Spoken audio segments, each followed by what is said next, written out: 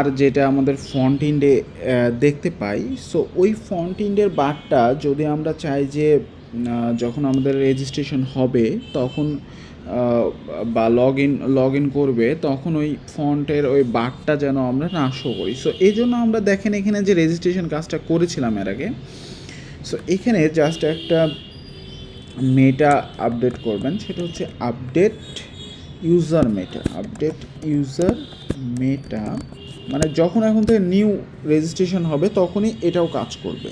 কি এই যে এই রেজাল্ট, অর্থাৎ আমাদের এই রেজাল্টের মধ্যে আমরা পাচ্ছি আইডি, এবং এই জায়গায় এখন আমরা কি হিসেবে লিখব, জাস্ট অ্যাডমিন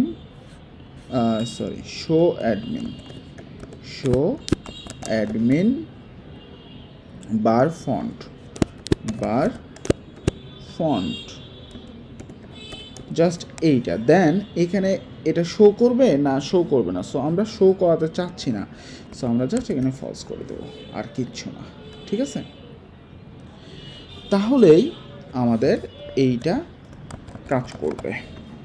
সো আমরা যখনই আমাদের এখানে রিলোড দিব, এখানে দেখেন অ্যাডমিন বারটা নাই, আমি কিন্তু লগ ইন অবস্থায় আছে, আমার কিন্তু প্রোফাইলে আসতেছে। ঠিক আছে, আমি যদি রেজিস্টারেও যাই তাহলেও কিন্তু আমার প্রোফাইলে আসতেছে। সো আমাদের ফন্ট ইন থেকে ওই ইয়েটা রিমুভ হয়ে যাবে যখন নিউ রেজিস্টার করবে।